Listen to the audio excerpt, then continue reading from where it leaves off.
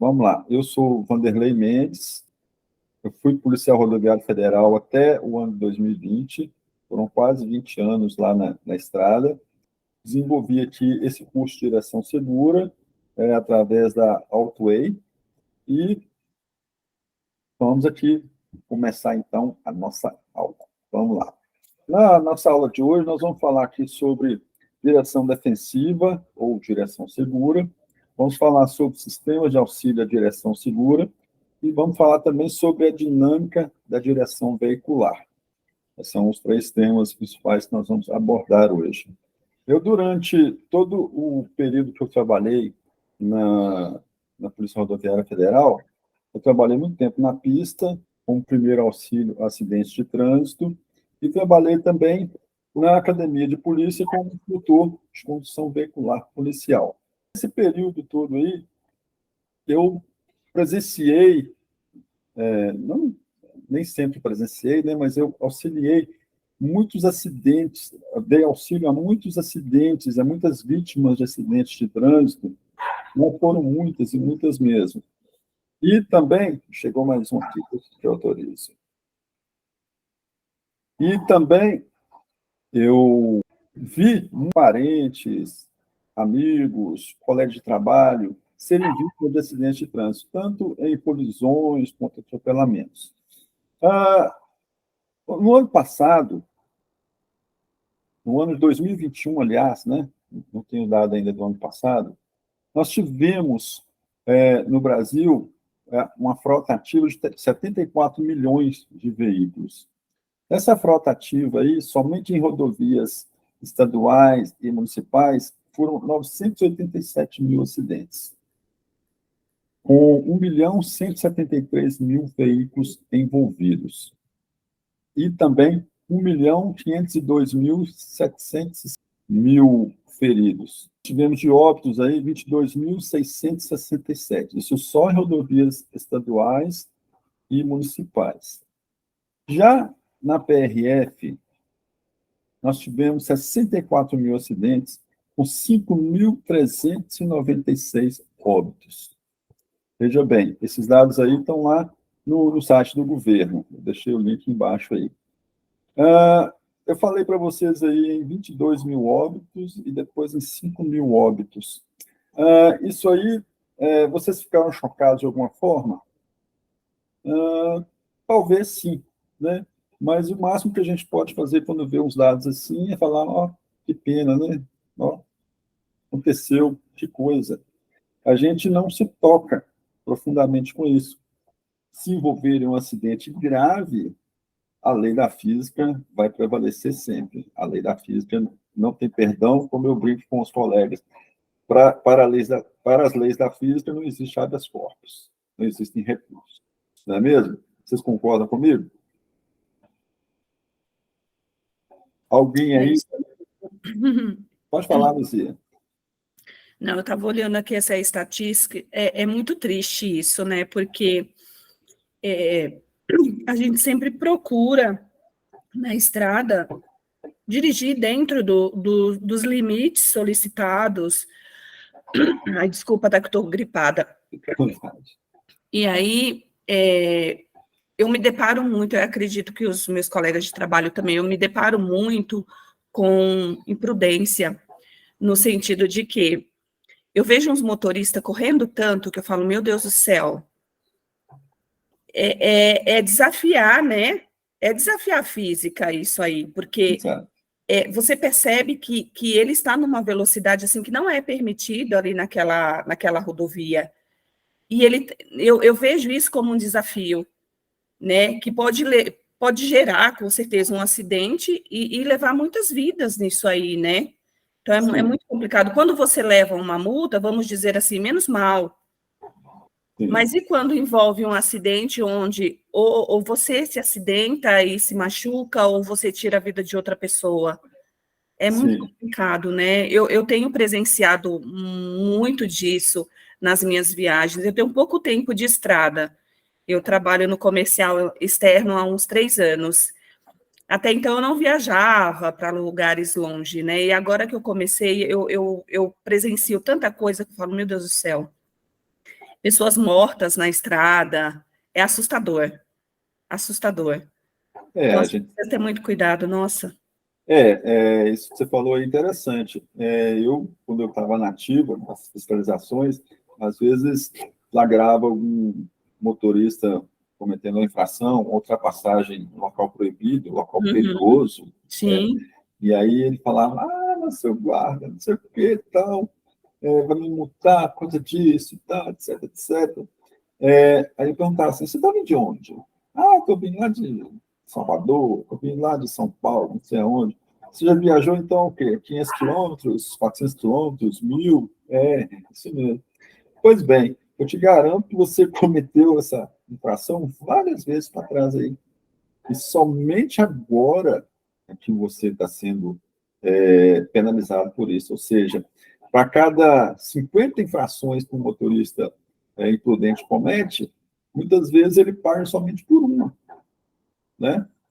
Mas já no caso de uma infração à lei da física, se você cometer essa infração, se você bater de frente com o seu carro, com certeza você vai pagar, não vai ter como você se livrar, não. É verdade. Né?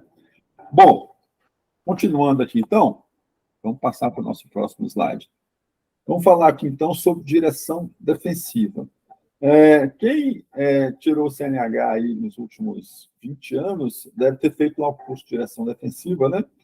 E, segundo o Denatran, direção defensiva é dirigir de modo a evitar acidentes, apesar das ações incorretas dos outros, né, Luzia? E das condições adversas. Nós vamos falar Não é sobre... fácil não, viu? O pessoal costuma falar que, assim, e é bem verdade isso, você tem que dirigir por você e Sim, pelos outros. As pessoas sempre falam isso, e é uma verdade, né? sim, está até aí na definição do Denatran, olha só. Direção defensiva é dirigir de modo a evitar acidentes, apesar das ações incorretas dos outros e das condições adversas. A gente vai ver daqui a pouco sobre condições adversas. Oferecendo o máximo em segurança própria aos seus passageiros e aos demais usuários do trânsito. Então, essa aí é a definição de direção defensiva, segundo o Denatran, o Departamento Nacional de Trânsito. Porém, o que acontece? Muitos motoristas, ao verem essa definição aí, eles chegam à conclusão seguinte, que dirigir defensivamente é dirigir passivamente, que é somente você dirigir devagar e está pronto. Já é direção defensiva. E não é bem assim, não. Direção defensiva é muito mais do que isso. Então, para poder deixar isso aí bem claro, quando eu desenvolvi aqui o curso de direção segura, eu desenvolvi uma outra definição. Ao invés de direção defensiva, eu procuro falar em direção segura, que é uma coisa mais abrangente, que fica da seguinte forma. Direção segura é dirigir de forma assertiva, usando conceitos, manobras e técnicas especiais que, aplicados em situações inesperadas e potencialmente perigosas, tornam verdadeiramente segura a condução de veículos, seja corporativos ou particulares. Então, o que é isso? É você realmente ser um protagonista no trânsito e não um coadjuvante. É você ter ações e reações que, aplicadas de forma correta, vão fazer com que você dirija seguramente. E como é que você faz isso? Eu vou mostrar daqui a pouquinho. Beleza? Vamos lá, então, continuando aqui. E aqui tem até uma frase. Se a melhor defesa é o ataque, conhecimento e habilidade são as melhores armas. Vamos ver agora por quê. Olha só, na direção defensiva, nós temos 5 elementos principais que nós vamos falar aqui agora. Que elementos são esses? O primeiro deles é o conhecimento. O que é esse conhecimento? É você conhecer a sinalização, as regras e as leis do trânsito. Por quê? Você não pode simplesmente, na nossa legislação, segundo a nossa Constituição, ninguém pode alegar desconhecimento da lei, não é mesmo? Então, para você pegar o seu carro, para você dirigir, você tem que conhecer as leis de trânsito. Você faz, aliás, um exame de legislação para tirar a carteira, né? Mas não é só fazer aquele exame de legislação ali e pronto, acabou, não. Você tem que se manter atualizado. É igual o caso da lei do farol. Até hoje tem gente perguntando se é obrigatório ligar o farol do carro na BR. Muitas vezes as pessoas perguntam isso de boa fé, porque elas não sabem mesmo, elas não procuraram saber. Tá certo? Mas você tem que saber. Você tem que saber que ao dirigir em uma rodovia federal ou uma rodovia de pista simples, você tem que ligar o seu farol. E você não pode alegar o desconhecimento da lei para se eximir de uma possível multa. Não é mesmo? Então, você tem que conhecer a sinalização, o que quer dizer cada uma daquelas placas, cada um da sinalização, conhecer as regras, por exemplo, você tem que saber que numa situação de chuva, de neblina, tal, se você não parou o seu carro, você não pode simplesmente ligar a pisca-alerta, igual eu vejo muitas vezes pessoas transitando numa situação de neblina, numa situação de chuva, pisca-alerta ligado. Isso é um desconhecimento das regras. Às vezes as pessoas fazem isso porque veem os outros fazerem, mas os outros estão fazendo errado. Aí você vai fazer errado também? Não. Segundo o Código de Trânsito, o pisca-alerta só deve ser ligado com o veículo parado em situações de emergência. E você transitando numa velocidade baixa ou situação de baixa luminosidade, você não está parado. Então, se você transita dessa forma, você está confundindo os outros motoristas. Porque os outros motoristas que conhecem as leis de trânsito. Ok? Bom, conhecer a sinalização, regras e leis de trânsito, conhecer o veículo que dirige. Você tem que saber qual veículo você dirige. Tem que saber se o seu veículo é mais potente, se é menos potente, se ele é tração dianteira, se ele é tração traseira. Saber se ele tem ABS, se ele não tem, para saber quais são as capacidades dele. Esse conhecimento é muito importante. Conhecer como que está a situação dos pneus, se eles estão em perfeitas condições, se eles estão gastos, se eles não estão descalibrados. Você tem que conhecer também a via. Muitas vezes não é possível você conhecer a via. Uma viagem, uma primeira viagem que você faz a um destino, nem sempre você vai conhecer aquela via. Então, o que você vai fazer? Você vai com atenção redobrada. Mas se você conhece a via, muito melhor saber onde estão os buracos, qual a condição das curvas, o estado de conservação da rodovia, se essa rodovia tem acostamento ou se não tem, né? Vocês estão em São Paulo, a condição das rodovias aí é muito melhor que as de Minas. Aqui, nas rodovias estaduais, nem sempre a gente tem acostamento. Aí em São Paulo, nas rodovias estaduais, a maior parte delas hoje em dia são concedidas, né? São privatizadas, correto? Bom, continuando aqui, nós temos que conhecer também os próprios limites. Você tem que saber quais são as suas habilidades, conhecer os seus limites, saber se você tem condição de trafegar a uma determinada velocidade, uma determinada rodovia ou não.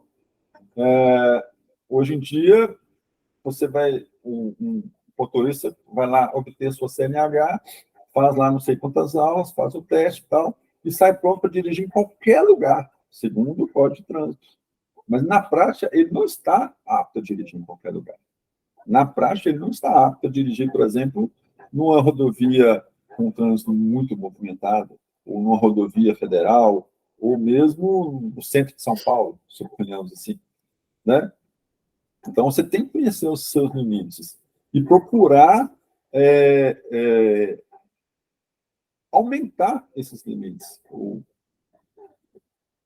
aumentar a sua capacidade, melhorar a sua capacidade de dirigir no trânsito, como dirigindo mais ou fazendo cursos de para treinar, para expandir esses limites. Então, esse aí é o primeiro elemento, que é o elemento do conhecimento. Depois, nós temos a habilidade, é um outro elemento da direção defensiva. O que é habilidade? A utilização de técnicas e automatismos corretos, resultantes da prática e do treinamento. É o que eu falei no item anterior aí, sobre conhecer os próprios limites. Tem a ver, então, com a habilidade. Bom, depois nós temos a atenção. O que é atenção? É aplicar a atenção difusa, aquela atenção de 360 graus. Quando a pessoa dirige defensivamente, muitas vezes ela procura dirigir simplesmente aqui, ó, colada no volante, com os olhos fixos na frente, no trânsito à frente. Essa aí é uma atenção concentrada. Não é atenção desejada para você dirigir. Para você dirigir, você tem que ter a atenção 360 graus. Não confundir aí com a câmera de 360 graus que vem hoje em dia, na maioria em alguns carros mais novos. Então, essa atenção difusa é você saber o que está acontecendo lá na sua frente, é você saber o que está acontecendo logo atrás, à direita, à esquerda, e não só isso, é você saber o que está acontecendo não só no carro na sua frente, mas no carro que está à frente do carro que está à sua frente, ou seja, é você olhar além daquele carro que está na sua frente. E muitas vezes isso aí vai salvar a sua vida, vai evitar um acidente. Eu tenho um perfil do Instagram, depois vocês visitem lá. Lá tem um vídeo de uma situação lá nos Estados Unidos em que o motorista está indo com o seu carro aqui, numa via expressa, aí de repente o trânsito está parado e ele freia e sai com o carro para a esquerda para o acostamento. Sai com o carro para o acostamento. E no que ele sai com o carro para o acostamento, vem outro carro que não conseguiu parar nessa situação aí e bate nos carros da frente, provocando um engavetamento. O que é isso aí? Isso aí, esse motorista aplicou atenção difusa, porque ele estava atento aos carros da frente, mas também estava atento ao seu retrovisor.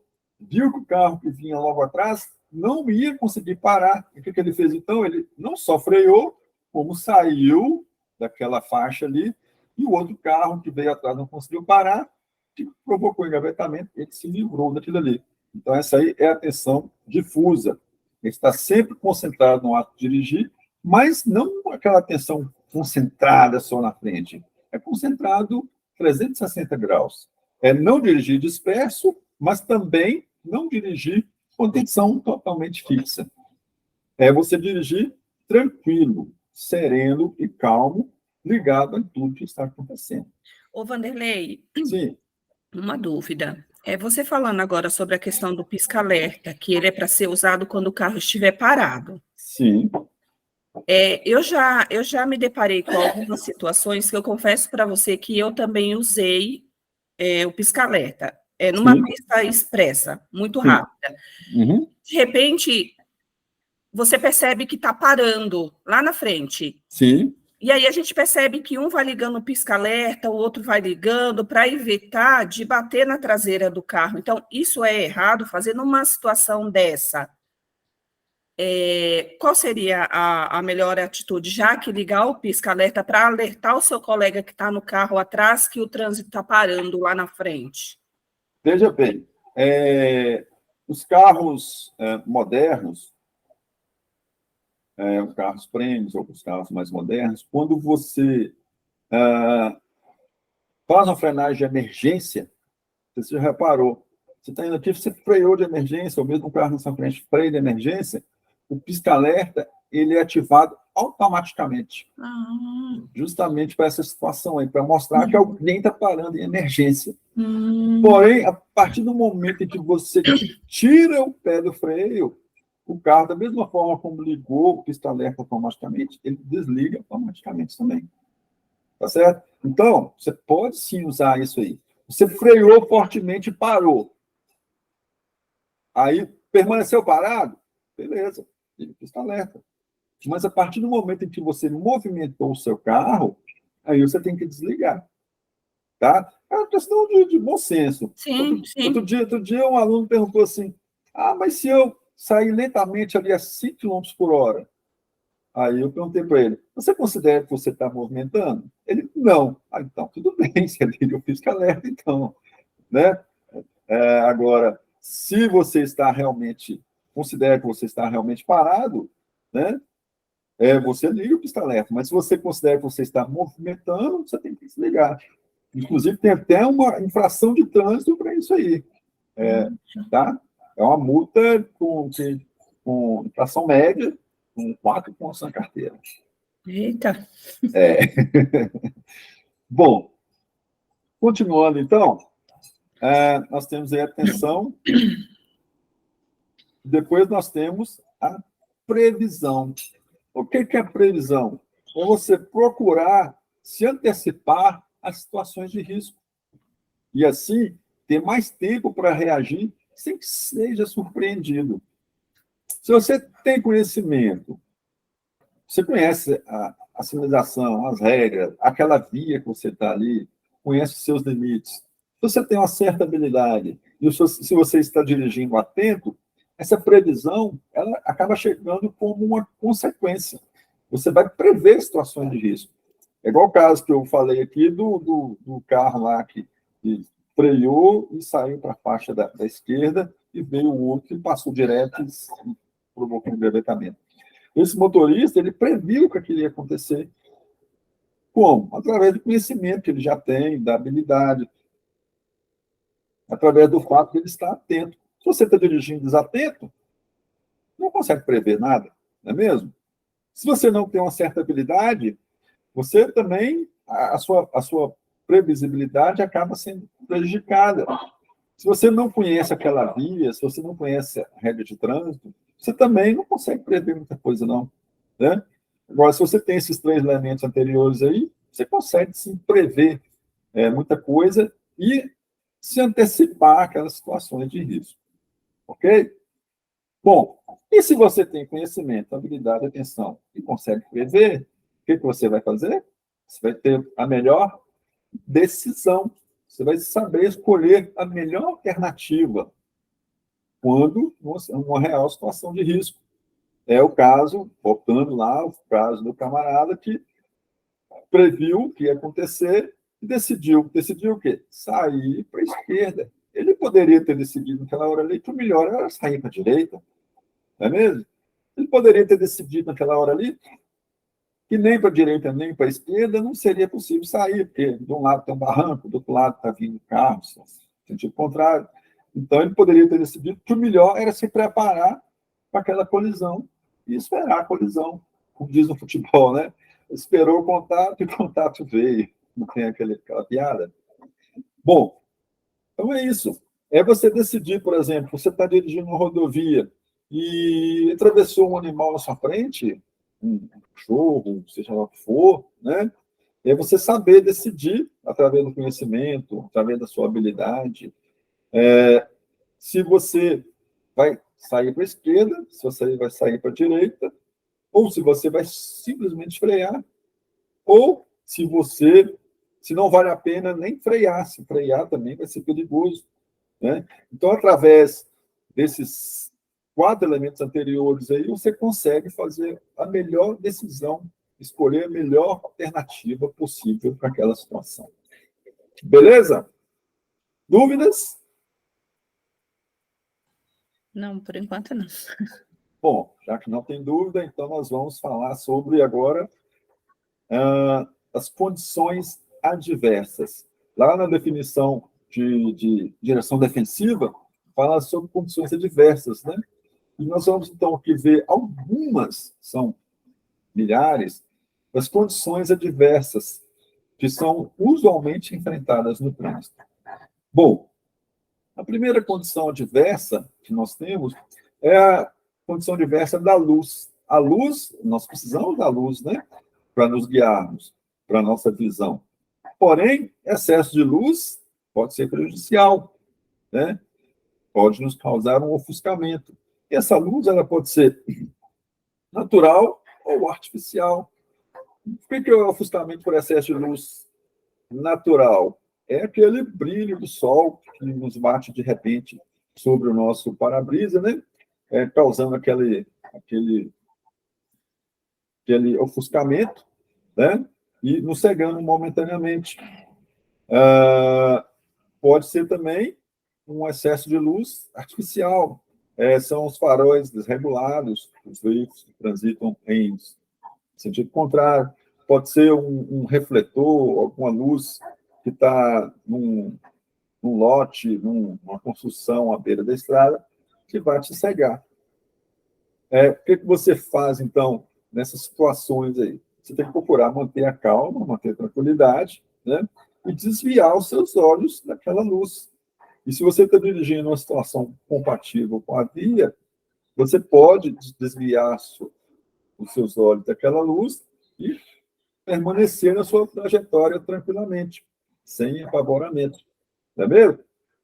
Tem também a situação da mudança do dia para a noite, que é quando você está dirigindo e está amanhecendo, por exemplo, ou quando está anoitecendo, que é a situação que não é nem dia e nem noite, que as coisas ficam meio que amarronzadas, meio cinza, e a gente perde ali a sensação de profundidade, né? Qual que é a melhor situação, qual que é o melhor remédio nessa situação aí? É você evitar dirigir nesses horários e também, se não for possível, você diminuir a velocidade e redobrar a atenção, porque muitos acidentes acontecem nessa situação aí de amanhecer ou anoitecer, porque o motorista perde um pouco aí sua sensibilidade visual. Beleza? Continuando, nós temos as condições, a condição diversa de tempo e clima. O que vem a ser isso? Pode ser a questão da chuva, né? Ou pode ser a questão da neblina. No caso da chuva, a primeira coisa que acontece quando começa a chover é a pista ficar escorregadia. Nesse caso, você tem que diminuir a velocidade e, mais uma vez, ladainha, redobrar a atenção. Mas a pista escorregadia, isso aí já é previsível, né? Já acontece mesmo, então a gente já tem esse cuidado. Mas uma condição que muitas vezes é imprevisível é a questão da aquaplanagem. Tá? O que é a aquaplanagem? É quando o pneu ele perde o contato com o solo. Por quê? Porque nós temos muita água ali sobre aquele piso e ele forma uma camada, tá? Que isola, então, o pneu do piso, né? Camada de água. Então, o carro começa a surfar sobre aquela água ali, é o que nós chamamos de aquaplanagem. Para a aquaplanagem, não existe remédio. Se o seu carro começou a aquaplanar, você vai virar passageiro. Não tem remédio, tá? Qual que seria o remédio para a aquaplanagem, se existisse, né? É a prevenção. Começou a chover, você viu que está chovendo forte, e pode vir a acontecer a aquaplanagem, diminua a velocidade.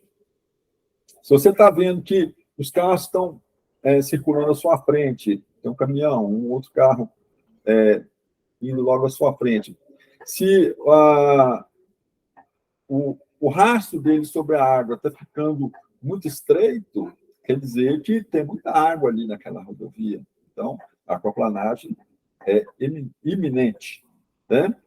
Então, o melhor remédio para a aquaplanagem é você prevenir. A gente vê, às vezes, algumas pessoas falam: você tem que mover o volante levemente. Não mova o volante. Se o seu volante, você entrou na situação de aquaplanagem, seu volante está nessa posição, continua nessa posição. Por quê? Uma hora você vai sair da aquaplanagem. Se você fizer movimento brusco no volante, ao sair da aquaplanagem, o seu carro vai reagir tardiamente àquele movimento que você fez. Aí a situação pode piorar bastante. Então, você manter a calma, tá? Não fazer movimentos bruscos e esperar a situação passar. Beleza? Dúvidas? Não, por mim não. A questão da neblina também. Essa situação de neblina... Tranquilo. A gente volta a falar mais uma vez sobre pisca-alerta, né, Luzia? A gente vê muitas vezes as pessoas dirigindo na neblina com o pisca-alerta ligado. Não, o pisca-alerta é para ser ligado se você estiver parado. Tá? Então, tem a situação de neblina, não ligue o farol alto. Se você ligar o farol alto, vai piorar muito mais aquela situação. Se você tiver um farol de neblina, ligue o farol de neblina, diminua a velocidade e siga o seu caminho tranquilamente, com atenção triplicada. Se tiver um local, se a situação complicar muito e tiver um local seguro para você parar, pare e espere a situação passar. Mas se não tiver, não pare sobre a pista, tá? Continue, porque como a situação ali vai estar com pouquíssima visibilidade, o risco de um acidente é enorme. E aí, vale falar também, não é só de neblina, não. Tem outra situação que é muito parecida com a neblina, que é fumaça. Tá? Eu sei que no interior de São Paulo tem as queimas dos canaviais, né? Aqui em Minas também tem, outros estados também tem, que gera muita fumaça sobre a rodovia. Inclusive, tem até um vídeo lá no meu perfil também, no Instagram, mostrando isso aí. Uma pessoa está indo aqui na rodovia e tem uma coluna de fumaça logo à frente ali, sobre a rodovia. Ao invés da pessoa parar, não, ela chegou e entrou, do jeito que ela veio, ela entrou naquela coluna de fumaça, que ela estava filmando, né? Aí, de repente, um monte de carro parado, colisão. A pessoa ouviu aquele grito, né? Uma situação que poderia ter sido evitada. Como? Não entrando por longe de fumaça. Tá? Então, lá nesse vídeo, eu falo, se você puder não entrar numa situação dessa, não entre. Tá? Agora, se você entrar, diminua a velocidade e não pare. Porque se você parar, outra pessoa que vier atrás pode não conseguir parar assim como você. Beleza? Continuando, então, vamos falar agora sobre a condição das vias, né? Acredito que em São Paulo não é tão ruim quanto em Minas, não. As estradas em São Paulo não são ruins, não. Pelo menos as que eu tenho pego nas viagens, elas são muito boas. Sim, sim. Felizmente, né? Ainda bem. Então, olha só, questão buracos, falta de acostamento, sinalização deficiente, irregularidades no pavimento, erro de engenharia, são constantes, principalmente nas que a gente trafega por aqui. Então, para essas situações aí, o remédio é você conhecer, tentar conhecer essa via e diminuir a velocidade e redobrar a atenção. Depois nós temos as condições adversas no trânsito, que é congestionamento, manifestações, a intensidade de veículos pesados. São todas situações adversas que você tem que estar preparado para elas, procurando prever, né? Congestionamento, por exemplo. Eu acredito que aí em São Paulo, não sei onde é que vocês moram aí, vocês conseguem saber mais ou menos os horários que está sujeito a congestionamento, né? E procuram prever, não saindo naquele horário, ou saindo antes, ou procurando uma via alternativa. Intensidade de veículos pesados também. Aqui em Minas, a gente tem algumas rodovias que tem muito trânsito de caminhão de minérios. Então, é terrível. Além do número de veículos que passam por ali, eles levantam muita poeira. Se chover, levantam um barro fino que acaba grudando no para-brisa dos carros. Então, é uma condição diversa. Beleza? Bom, continuando, condição adversa do veículo. Má conservação, né? Pneu careca, falhas, sistema de freios, sistema de suspensão, acomodação inadequada de carga, malas sobre o banco traseiro, malas no banco do lado, animais, né, soltos dentro do veículo, tudo são condições adversas. Isso aí já aconteceu comigo. Eu estava viajando com um animal no banco de trás, um cachorro, um Rottweiler, tá? E eu me envolvi em um acidente, atravessou um carro na minha frente, eu não consegui parar, o carro, do jeito que ele veio, atravessou a rodovia, não consegui parar e colidi com o carro. Por sorte, o Rottweiler que estava no banco de trás estava bem acomodado. Ele estava numa caixa de transporte uma caixa de transporte de boa qualidade, e essa caixa de transporte estava presa no cinto de segurança. Então, não aconteceu nada. Agora, imagina se esse cachorro estivesse solto. Você sabe que um Rottweiler pesa aí, pelo menos uns 60 quilos, um Rottweiler adulto, saudável. Imagina se ele tivesse solto no banco de trás. Ele teria invadido ali o banco da frente, teria se machucado, poderia ter assustado e me mordido, né? Então, como ele estava bem acomodado, eu evitei uma situação. Então, você tem seu cachorrinho, se você vai viajar ou transitar, procure acomodá-lo, ou numa caixa de transporte, ou colocar um peitoral com cinto para ele, para evitar essas situações. Beleza? Beleza. Continuando, a última condição adversa é a do motorista. Quais são as condições adversas do motorista? Sono, cansaço, tá? Para o sono, não tem remédio. Se deu sono, o único remédio que tem para o sono é o quê? É dormir. Então, se te bateu o sono, procure parar o mais rápido possível, porque se a situação piorar, ele vai te roubar e não vai te avisar. E mesmo que você não durma imediatamente, os seus reflexos vão ficar prejudicados. Então, se você está fazendo uma viagem mais longa, ou se bater um sono ali, procure parar 20 minutos, meia hora de cochilo num posto de gasolina, num local seguro, né, num posto de gasolina, num posto policial ou numa praça de pedágio. Isso aí vai te tirar a condição de dirigir pelo menos mais 2 horas, 3 horas, seguramente. Tá? Não insista, não tente dirigir lá, cochilando, tal. Não faça isso. Você pode vir a se envolver no acidente. Eu já atendi acidentes, né? Em que eu cheguei lá e perguntei para o motorista: o que aconteceu, meu filho? Tal. Ele, seu Guarda, foi uma fechada que eu levei. Aí eu olhava para a cara do cara lá, uma fechada de olho, né? Você fechou o olho. Por quê? Porque muitas vezes você dorme e nem percebe. Ok? Bom, sobre embriaguez não precisa nem de eu falar, né, pessoal?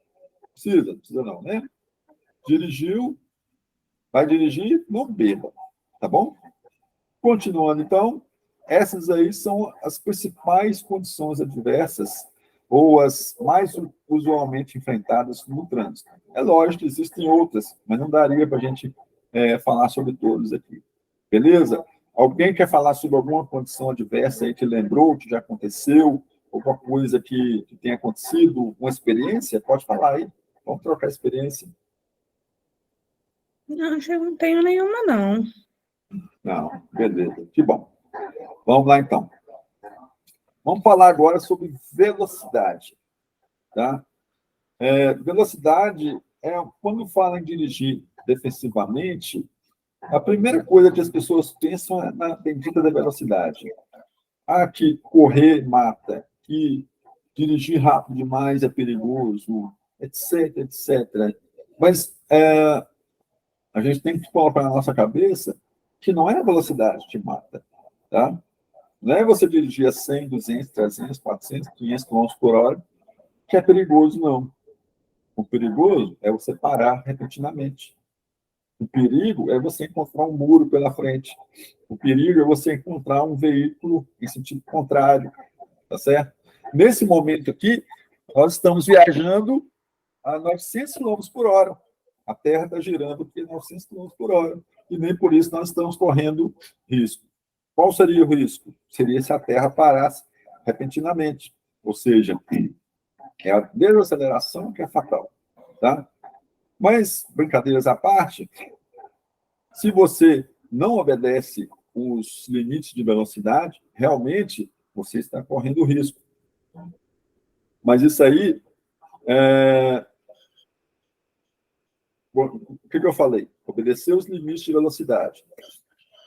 Mas em locais que não tem limite. Por exemplo, na Alemanha, existem rodovias, lá, as autobahns, né, onde não há, alguns trechos, não há limite de velocidade.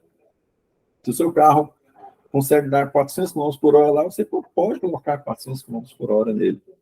Mas, aí tivemos mais, né? Na Alemanha, o Código de Trânsito de lá ele é muito severo e ele é realmente seguido à risca.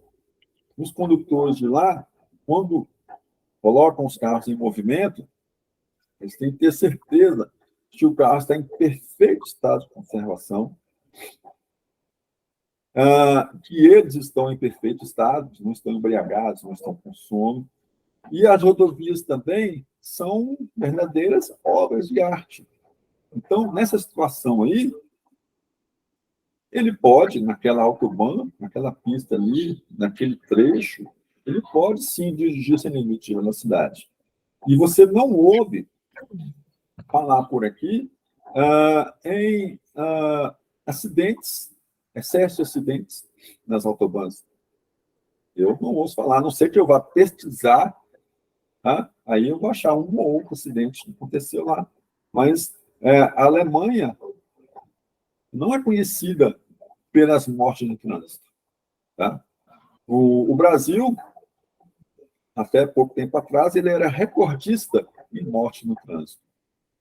Graças a Deus, hoje em dia, as coisas estão melhorando. Por quê? Por causa do melhor estado dos carros. Por exemplo, a partir de 2014, os carros no Brasil, todos os carros vendidos aqui têm que ter ABS. A partir de 2014. A partir de 2024, todos os carros vendidos aqui têm que ter controle de estabilidade. Então, a coisa está melhorando. O Código de Trânsito nosso, ele é mais rigoroso. Hoje em dia, se você for pego dirigindo embriagado, você vai pagar uma multa de 2.900 e lá vai pedrada, reais de multa, além de preso. Eu acho pouco ainda. Essa multa tinha que ser muito maior, tá certo? Então, a coisa no Brasil está melhorando. Por quê? Não porque as leis da física ficaram mais brandas, mas porque a nossa lei aqui está sendo mais rigorosa e, infelizmente, a gente só é tocado realmente para mudar de postura quando a coisa atinge o bolso. Ok? Mas cheio de lenga-lenga, vamos falar sobre velocidade, então. Qual a velocidade que é fatal? Veja bem, imagine que você mora num condomínio e que lá tem uma plaquinha de velocidade, esse limite de velocidade dentro do condomínio lá de 20 km por hora. Aí você está dirigindo lá com seu carro esportivo, né? Fala, mas que absurdo, 20 km por hora, eu corro a mais de 20 km por hora a pé, que é isso e tal. Né? Você acha um absurdo. Mas vamos ver aqui, olha só.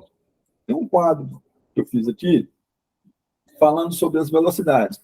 20 km por hora pode ser meio que abstrato, não é mesmo? A gente não consegue quantificar o que são 20 km por hora. Mas veja bem, quando você está dirigindo a 20 km por hora, você está indo a 5,6 metros por segundo. Já começou a pensar aí o que são 5,6 metros por segundo? Uma caminhonete, aí, uma Hilux, uma Ranger, seja lá for, ela tem mais ou menos 5 metros de comprimento. Né? Então, a 20 km por hora, você está dirigindo aí a velocidade, a uma distância equivalente a uma caminhonete cada segundo. Tá certo? Então, passou 2 segundos, você dirigiu quase 11 metros, ou seja, 2 caminhonetes. Né? E 2 segundos, esse aqui, ó, 1.001, 1.002, foram 2 segundos. Então, você já andou 10 metros com o seu carro. Conseguiu quantificar agora, né, o que é 20 km por hora? Bom, continuando aí, se você estiver dirigindo a 20 km por hora, ou seja, 5,6 metros por segundo, e precisar parar, ou seja, você pisou no freio instantaneamente, o que vai acontecer? O carro não vai parar instantaneamente. Ele vai demorar, ele vai gastar aí 1,6 metros para parar totalmente.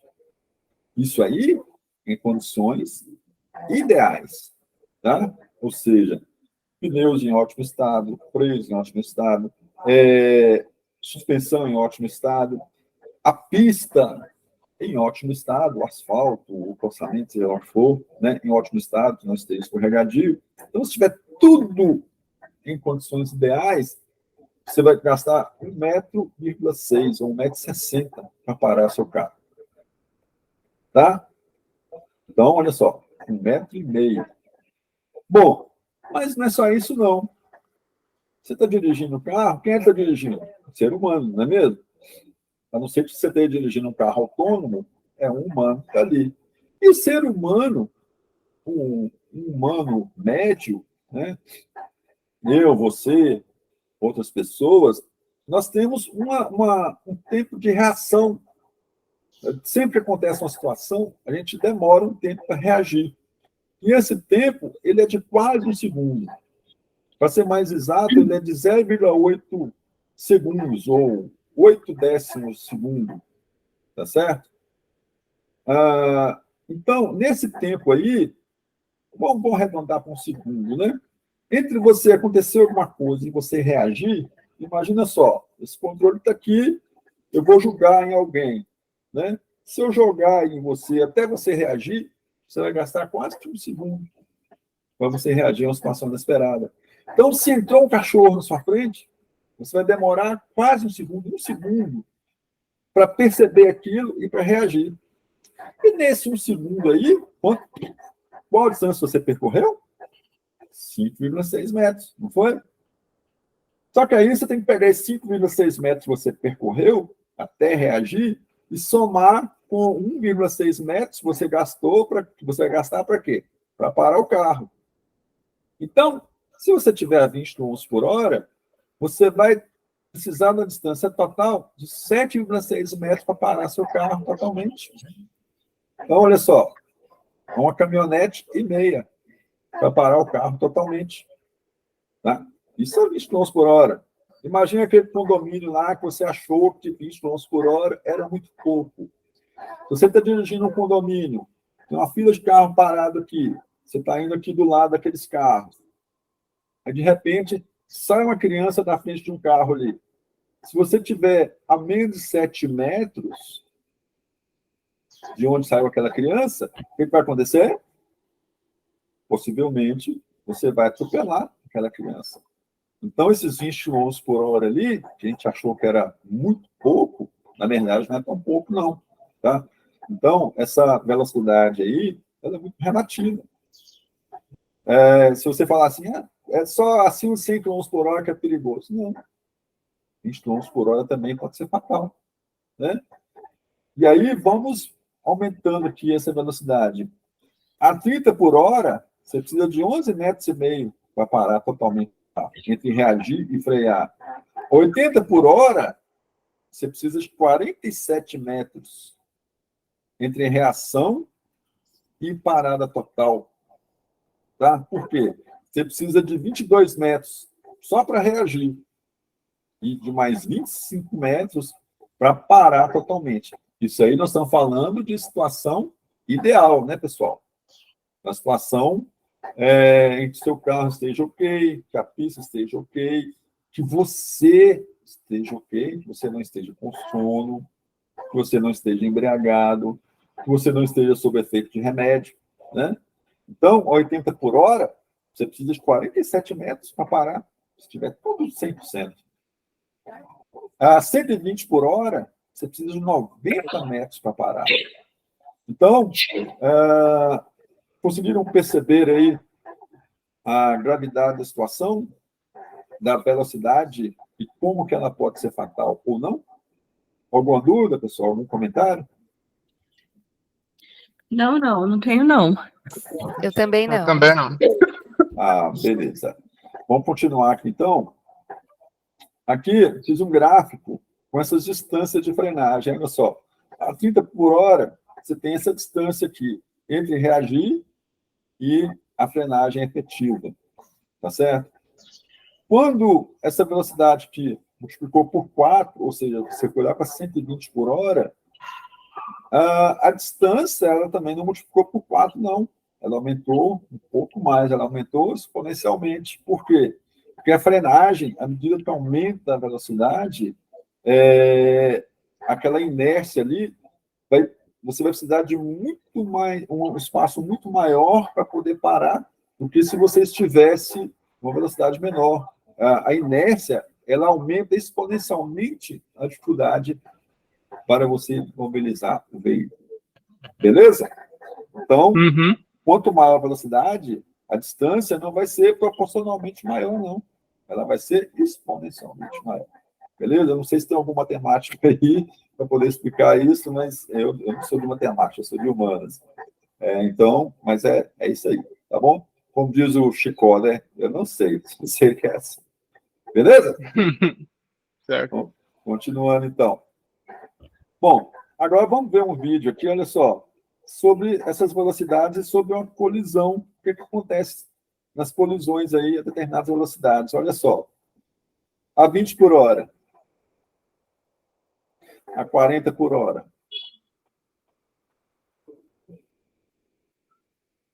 A 80 por hora. Olha o estrago. E se você tivesse moto? Ia ser muito pior, né? Então, olha só. 20 por hora. 40. 60. E 80. Ok? Agora vamos ver um outro aqui. Um crash test a 190 por hora.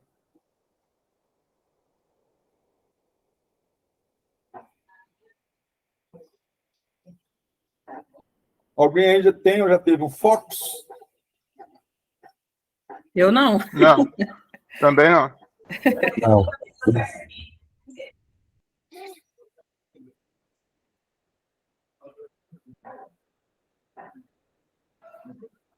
Nossa.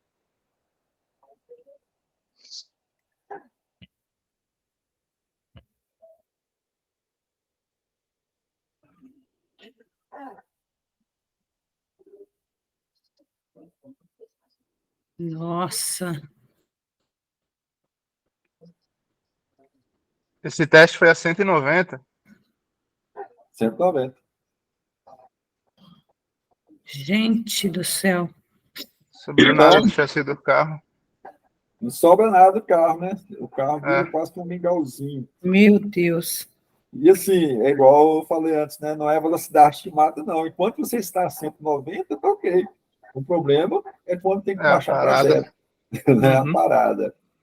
E aí tem até lá já um problema de física, né? Para quem quer fazer viagem espacial. Para você fazer viagem espacial, você tem que estar lá a milhares e milhares de quilômetros por hora. Né? Imagina essa aceleração e a desaceleração aí. Né? Você vai ficar, como diz, né? Vai ficar muito chateado. Bom, continuando então, vamos falar agora sobre os principais sistemas de auxílio à direção segura.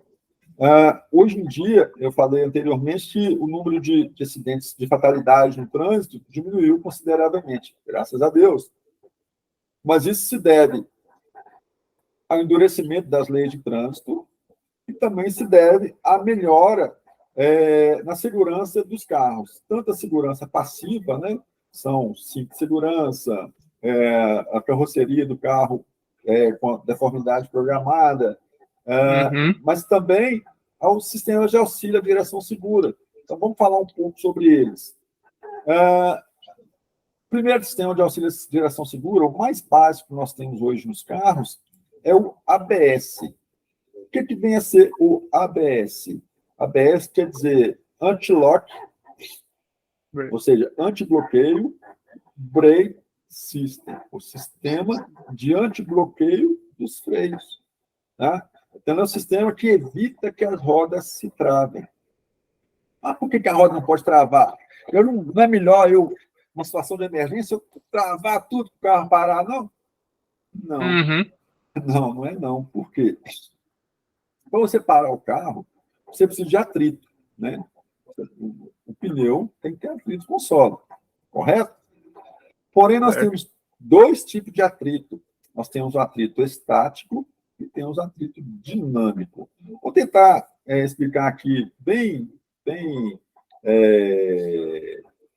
eu diria, bem amadoramente, né, amadoristicamente, para a gente poder não complicar muito. Atrito estático é quando as moléculas de um determinado corpo estão perfeitamente encaixadas das moléculas do outro. Por exemplo, você vai empurrar um guarda-roupa no chão.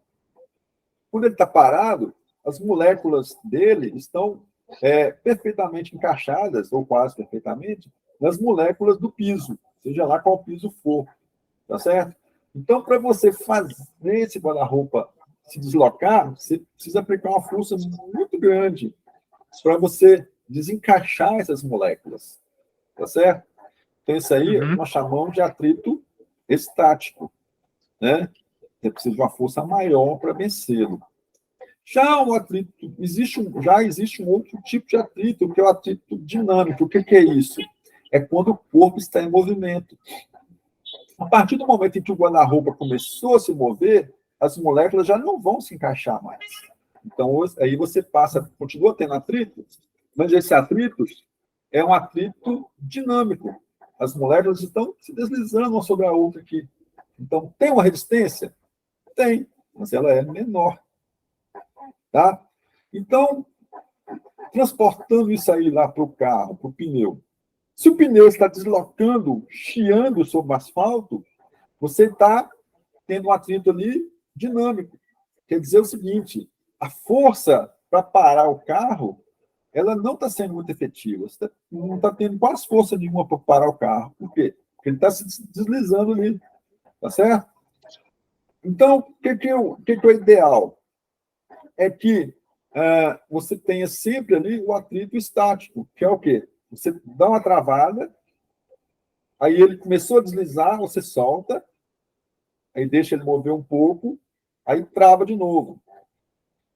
Aí solta, e trava de novo, e solta. Então, você vai ter várias sucessões de atrito estático, aumentando consideravelmente o aproveitamento da força de frenagem.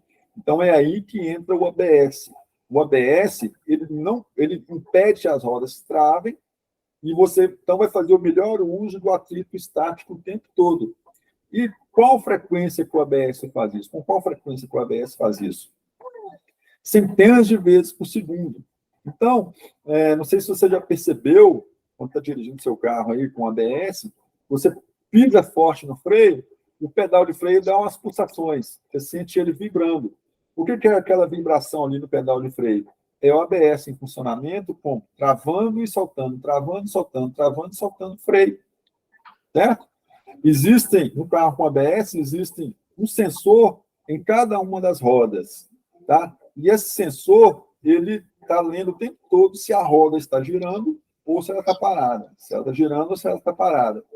Então, se você está com o pé no freio, o carro está em movimento e a roda está parada, quer dizer que ela está travada. Então, o que o ABS faz? Ele vai liberar a pressão do freio naquela roda ali, permitindo que ele gire um pouco.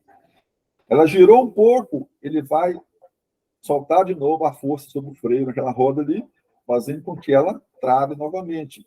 E assim sucessivamente, até o carro parar, ou até você tirar o pé do freio. Beleza?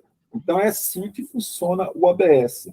Por isso que, quando você pisa no freio com ABS e que você sente ele pulsando, você não deve tirar o pé do freio, enquanto o carro não parar, ou enquanto você não achar que está numa situação segura. Beleza? Lá no nosso curso, nas aulas práticas, a gente faz esse exercício com ABS para quê? Para tirar o receio que o aluno tem de ficar com o pé no freio. E, por incrível que pareça, muitos alunos, muitas pessoas, quando pisa no freio, numa situação de emergência, que o ABS entra em funcionamento, eles assustam e tiram o pé do freio. Aí, é acidente na serra. Tá? Para usar o ABS, você tem que manter o pé travado. Beleza? Dúvidas? Não, por enquanto não. Tranquilo? Não. Tranquilo, né? Não, tranquilo. Bom, vamos continuar então. Então, o ABS é o sistema mais básico que tem de auxílio à direção segura. E, como eu falei antes, ele é obrigatório nos carros a partir de 2014. Então, a partir de 2014, todo carro produzido no Brasil, tem que ter ABS. Os que já foram produzidos, não tem como, né? Inclusive, outro dia apareceu uma fake news na internet, falando que todos os carros que não tiverem ABS iam ter que sair de circulação. Uma fake news, né? É só mesmo os fabricados a partir de 2014 que tem que ter. Os outros, já que está, deixa, né? Continuando, depois do ABS, nós temos o EBD. O que é o EBD? É o Sistema de Distribuição Eletrônica de Frenagem. O que vem a ser isso? A distribuição eletrônica de frenagem. Daqui a pouco a gente vai ver um pouco sobre a dinâmica de direção. E é o seguinte, quando você acelera o carro, a tendência é aqui à frente do carro, né, e aqui a traseira. Quando você acelera, a tendência é a frente dele levantar e a traseira afundar. Por quê? Porque há um deslocamento de peso para a parte traseira do carro, certo? E quando você freia, acontece o inverso. Quando você freia o carro, o peso dele, a massa dele vai se deslocar para a parte da frente, fazendo com que a frente afunde e a traseira levante. Tá? O EBD ele vai entrar em ação nessas situações aí. Qual das rodas do carro que consegue parar melhor, consegue aproveitar melhor o atrito? As que estão com maior peso ou as que estão com menor peso?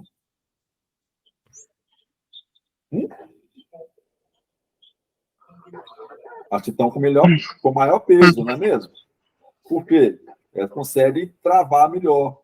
Então, se você tem quantidade de freio aplicada de forma igual nas duas rodas, você não está aproveitando esse atrito todo aqui e está desperdiçando força de frenagem aqui, que está sem atrito.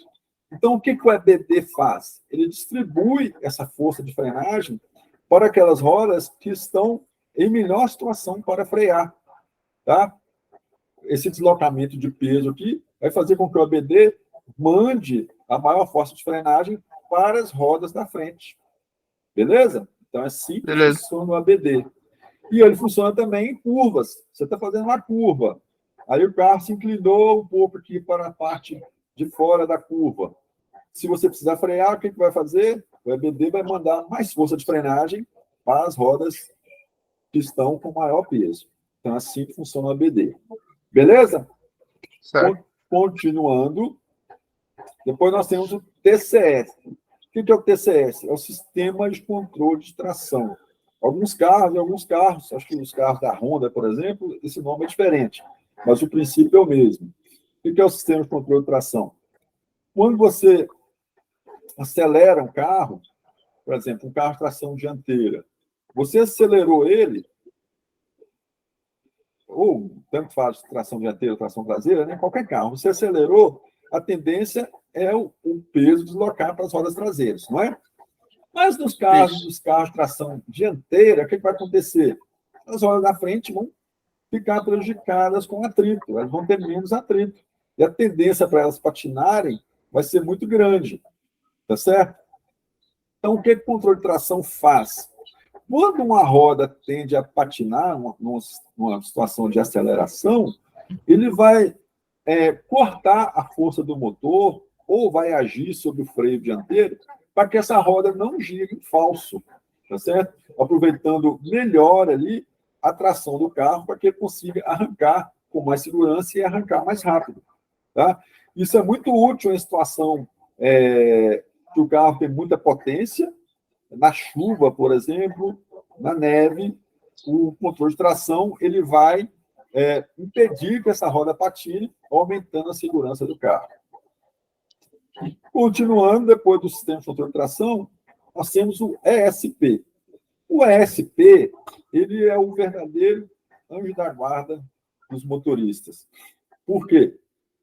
Porque ele engloba todos os outros sensores que a gente falou ali atrás, tá certo? E fazendo com que a sua condução seja realmente muito segura. O que quer dizer essa sigla ESP? É o Programa Eletrônico de Estabilidade. Ou seja, é um programa, não é um aparelho só, um aparelho isolado. É uma série de sensores, uma série de aparelhos que, interligados através de um programa, vão aumentar a estabilidade do carro. Como é que funciona, então, o ESP? O ESP tem vários sensores. Ele tem os sensores do ABS, ele tem os sensores do EBD, ele tem os sensores do controle de tração, ele tem sensores de controle de inclinação do carro, se o carro está inclinado para a direita ou para a esquerda, para frente ou para trás. Ele tem sensores no volante do carro, tá certo? Indicando se o volante está virado para a direita ou para a esquerda, em qual ângulo que ele está virado. Ele tem sensores de aceleração, que indicam se o carro está acelerando ou se ele está freando, tá certo? Então, são vários sensores.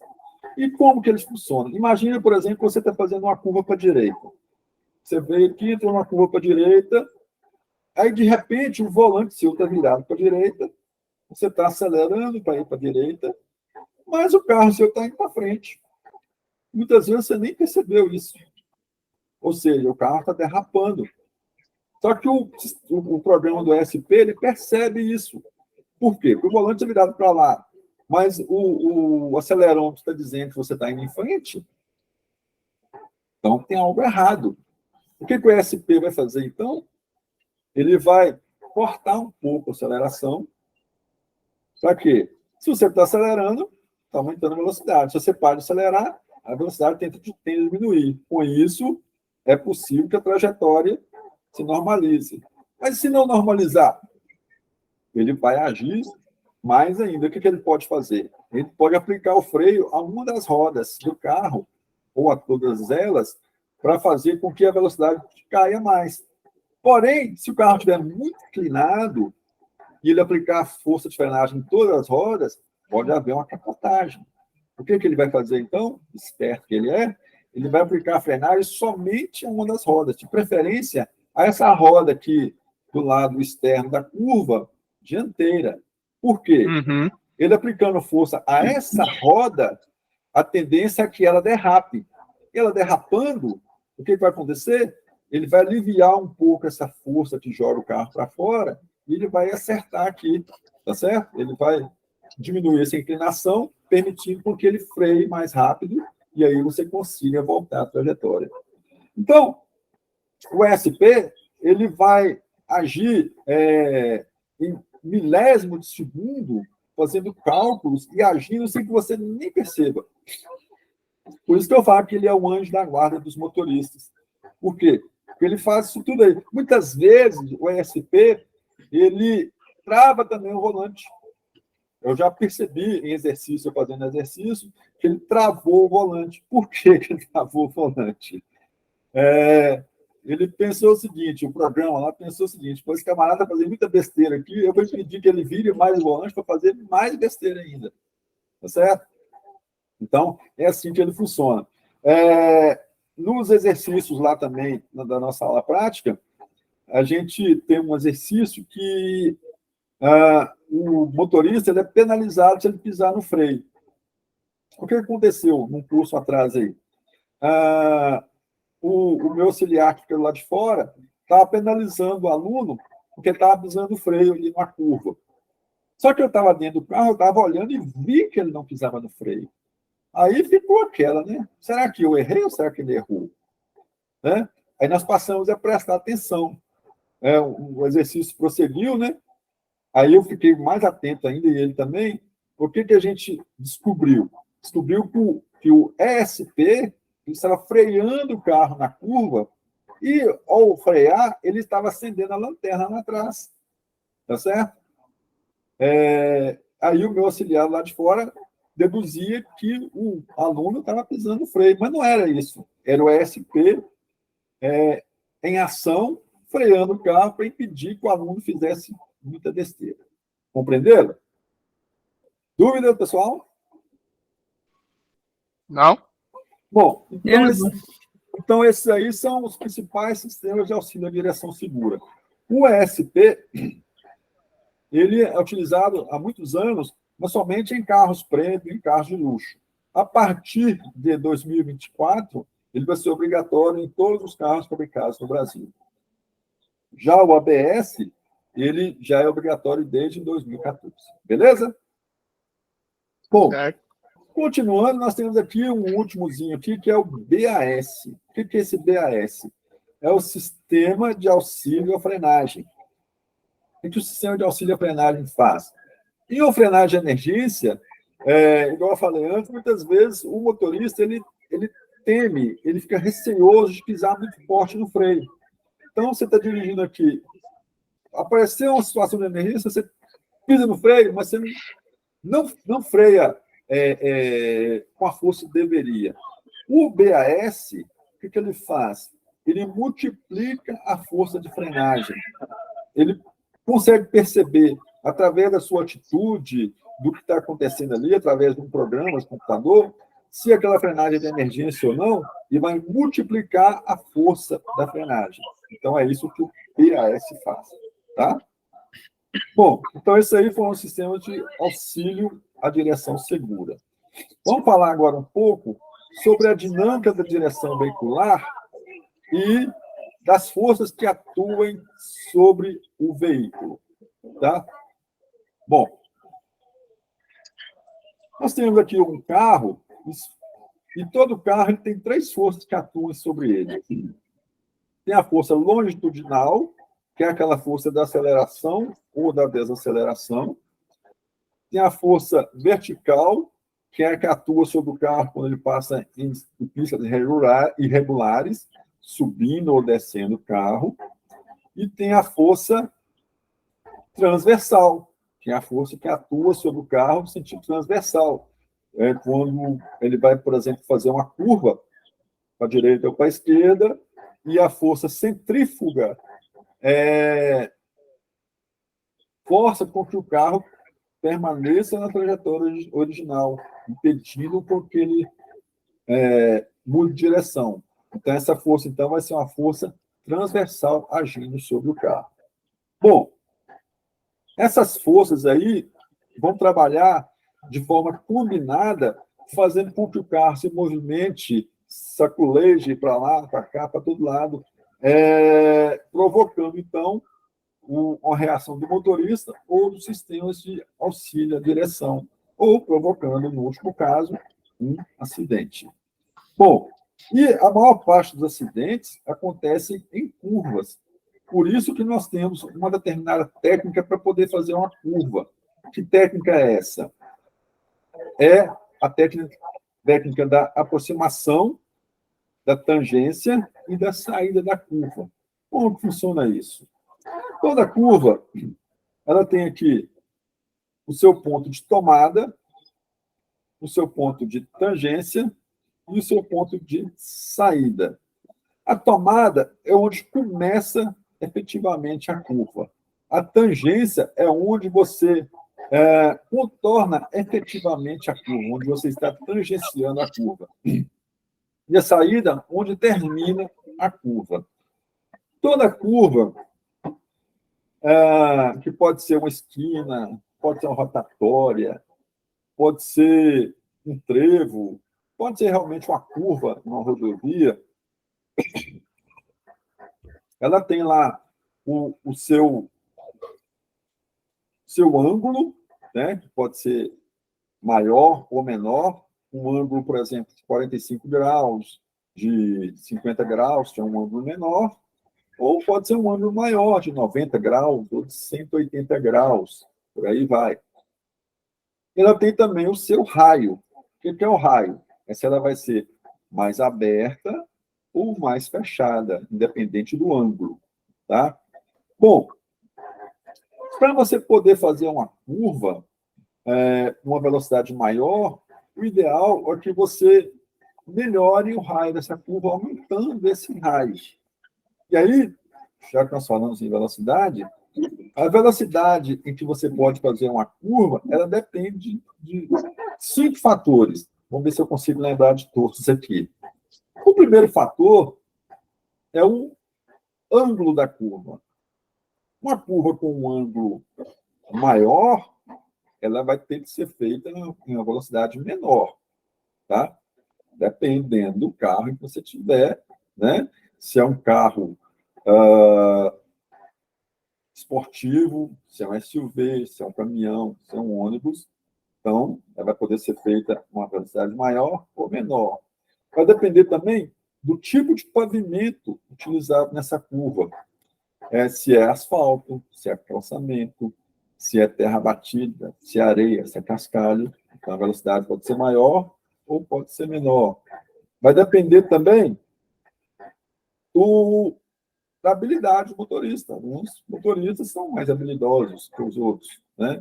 Então, a velocidade pode ser maior ou pode ser menor. E vai depender do raio da curva. Como eu falei antes, se a curva vai ser com um raio maior, mais aberto, ou mais fechado. Dessas 5 variáveis que eu falei aí, a que pode mais ser trabalhada é a do raio. Por quê? Porque você pode optar por fazer essa curva aqui mais para dentro, ou pode fazer essa curva aqui mais para fora. Tá? Então, quando você faz a curva mais por fora, nós dizemos que você abriu a curva.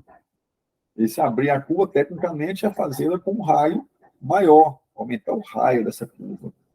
E como que você aumenta, então, o raio de uma curva? Fazendo aqui a posição correta da tomada, que é o quê? Se é uma curva, nesse caso aqui, uma curva para a direita, você ir mais à esquerda possível. Você pode ver aqui que o carrinho, ele vinha aqui, ele buscou lá a parte mais externa da curva, mais à esquerda, no caso, uma curva para a direita.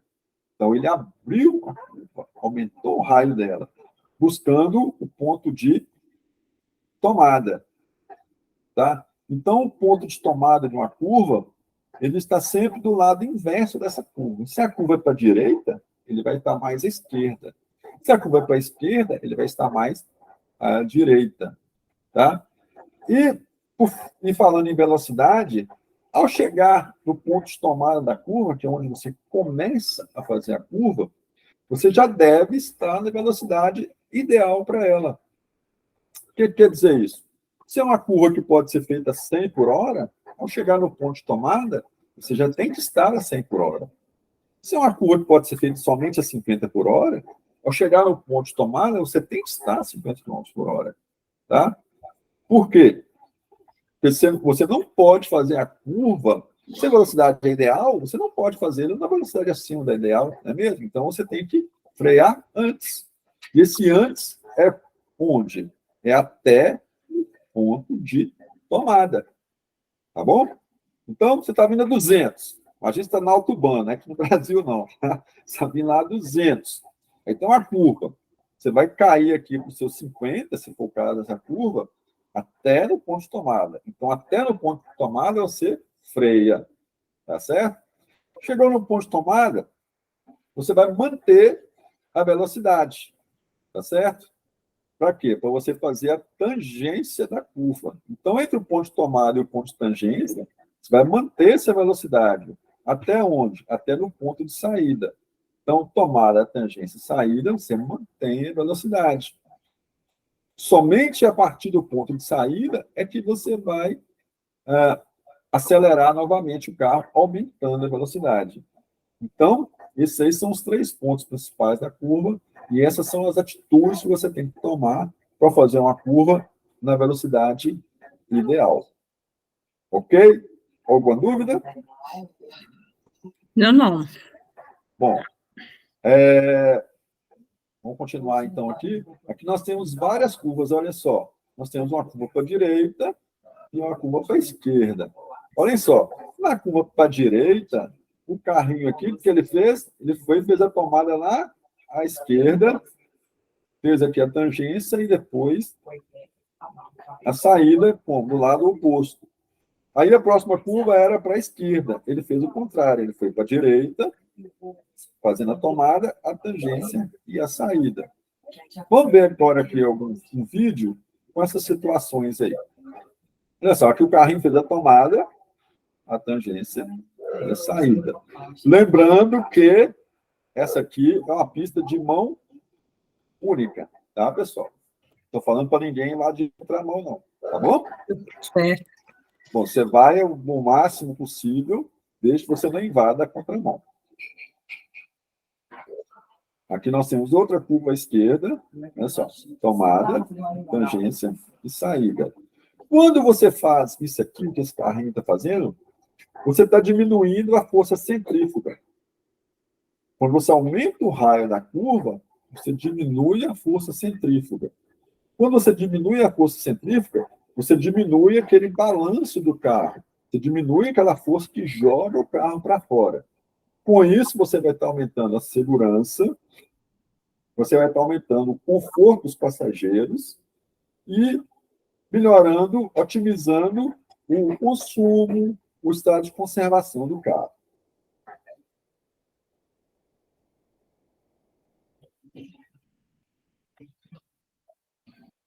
Outra curvinha, um pouquinho mais fechada. Essa aqui um pouco mais fechada, tomada, tangência, saída. Depois vem uma outra um pouco mais fechada, tomada, tangência, saída. E mais uma um pouco mais fechada. Essa aqui é uma curva de 90 graus, olha só. Tomada, tangência, saída. E depois tem uma outra que é um cotovelo, né? Uma curva oblíqua.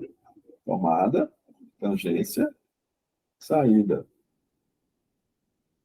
E depois tem uma mais oblíqua ainda.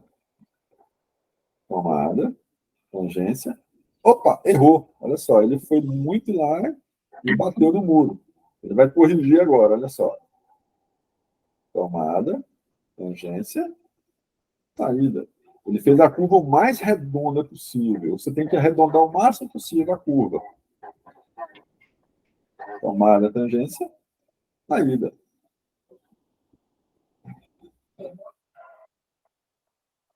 Beleza, pessoal? Beleza. Bom, mas Beleza. e quando dá errado? Quando dá errado, pode acontecer duas coisas. Você vai fazer uma curva acima da velocidade ideal dela. O que pode acontecer? Pode acontecer o subexterço ou pode acontecer o sobreexterço. Subexterço, como o próprio nome já diz, sub é abaixo, né? E esterçar é virar. Então, subexterço é quando o carro ele vira menos do que você gostaria ou menos do que você precisaria. Então, ele está subexterçando, ele está virando menos. É a famosa saída de frente. A roda do carro está virada para cá, mas ele continua indo direto. É o subexterço. Qual que é o remédio no caso do subexterço? É você tirar o pé do acelerador. Simplesmente isso. Tá? Você está na situação com o carro que ele saiu de frente, você tem que tirar o pé do acelerador. Vocês não vão fazer um curso prático comigo lá, né? Mas se vocês puderem, façam, tá? O que acontece? Lá a gente treina muito aí essa questão do subexterço. A gente força o carro a sair de frente, tem uma pista muito segura, muito tranquilo. Então a gente força lá a situação do subexterço para mostrar para o aluno que essa técnica que eu estou falando aqui, de simplesmente tirar o pé, ela funciona realmente. Então, você entrou numa curva, o carro saiu de frente, não está te obedecendo, tira o pé do freio, tira o pé do acelerador e deixa de seguir em frente. Falar em freio, não pise no freio. Porque se você pisar no freio, o que já estava ruim vai piorar. Por quê? Você lembra que eu falei sobre atrito anteriormente? O atrito ele é um fator limitado. Ou seja, você tem um número X de atrito, dependendo do carro que você está nele, do pneu, da pista, tá? Se é molhada, se é seca, você tem um número X de atrito. E você precisa do atrito para três coisas. Você precisa do atrito para acelerar o carro, pôr o carro em movimento. Você precisa de atrito. Se não tiver atrito, o carro patina, né? Ele não entra em movimento. Você precisa de atrito para frear o carro. Se não tiver atrito, o carro não para, né? E você precisa de atrito também para mudar de direção, para a direita ou para a esquerda. Se não tiver atrito, o carro vai passar direto na curva, né? Então, você precisa de atrito para as três coisas. E ele é limitado. É como se fosse dinheiro, por exemplo. Você tem um salário X, e quer viajar, quer comprar carro, quer fazer isso. Não dá. Tem que saber dosar as prioridades, né? E o atrito é a mesma coisa, tem que saber dosar as prioridades dele. Então, está fazendo uma curva, e você já não está tendo atrito para curvar, o carro está saindo de frente. Você vai ainda pisar no freio? Não vai resolver nada, você não tem atrito. Você tem que recuperar o seu atrito. Como? Simplesmente parando de acelerar. Aí ele vai diminuir um pouco a velocidade, a frente dele vai descer um pouco, e o atrito, você vai recuperar aquele atrito que você perdeu, e o carro vai voltar, então, para a trajetória. Beleza? Então, por isso que a gente fala que você não deve frear o carro numa curva. Porém, não leve isso aí ao pé da letra, não. Em algumas situações você pode frear sim, tá? Mas isso aí é um assunto para uma outra conversa. Beleza? Bom, então, subtexto é isso, é o carro sair de frente, e qual que é o remédio? Você tirar o pé do acelerador. Beleza? Dúvidas? Já que não tem dúvida... Não. Já que não tem dúvida, vamos falar então sobre o sobreesteço. O que é o sobreesteço? O sobreesteço é quando o carro vira além do que você gostaria. É a famosa saída de traseira, como está mostrando o desenho aí. Olha só, a roda do carro está virada para um lado e a traseira dele tende a sair para fora da curva. Esse desenhozinho aqui, tá? Ele acontece muito em carros de tração traseira, com caminhonetes, alguns SUVs, tá? Jeeps. Ele acontece por quê? Pelo excesso de tração nessa roda, tá? Pelo excesso de rotação, desculpa, nessa roda, fazendo com que ela distracione, com que ela perca o atrito. Qual que é o remédio aqui? O remédio aqui é um pouquinho mais complicado. O remédio aqui, o motorista tem que contra-esterçar, ou seja, virar o volante do carro sentido contrário da curva e tem que tirar o pé do acelerador. Tá certo? Bom, isso aí se for um carro de tração traseira. Como eu disse, é um pouco mais complicado. Se for um carro de tração dianteira, aí você tem que conhecer o seu carro também. Saber se ele é tração traseira ou se ele é tração dianteira. Tá? Se for o caso de um carro de tração dianteira, fez o sobreesteço, o remédio é diferente. No caso aí, você tem que acelerar o carro. Ah, mas eu não falei antes que eu tinha que tirar o pé do acelerador? Sim, no caso subesteço. Mas aqui é um sobreesteço. A traseira do carro quer ir para frente dele. Então, você vai fazer com que as rodas da frente deem mais tração, elas têm tração, as de trás aqui não tem, e com isso ela puxa o carro para a trajetória correta dele. Tá? Isso aqui, pessoal, eu dei uma explanação aqui, mas o ideal é que vocês façam um curso depois, aulas práticas, para poderem realmente praticar isso aí e ver que a coisa não é tão sombria assim, que dá realmente para você corrigir. Mas a melhor correção, o melhor remédio é o quê? É a prevenção. Como? Mantendo a velocidade ideal para aquela pista. Se você está na autobahn, beleza, você pode dar lá os seus 400 por hora. Mas se você está numa rodovia brasileira, nacional, em que o limite é 80, cheia de buraco, é 80 e olhe lá. Tá? Se o limite é 60 e olhe lá. Em situação de chuva, de neblina, tal, condições adversas, você tem que reduzir essa velocidade, redobrando a atenção. Beleza? Dúvidas? Tranquilo. Tranquilo? Bom, pessoal, então, o nosso bate-papo de hoje era sobre isso. Tá?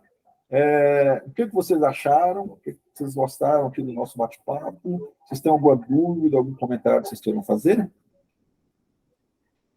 Não, realmente eu achei bem interessante realmente essa parte de entrada de curva e saída.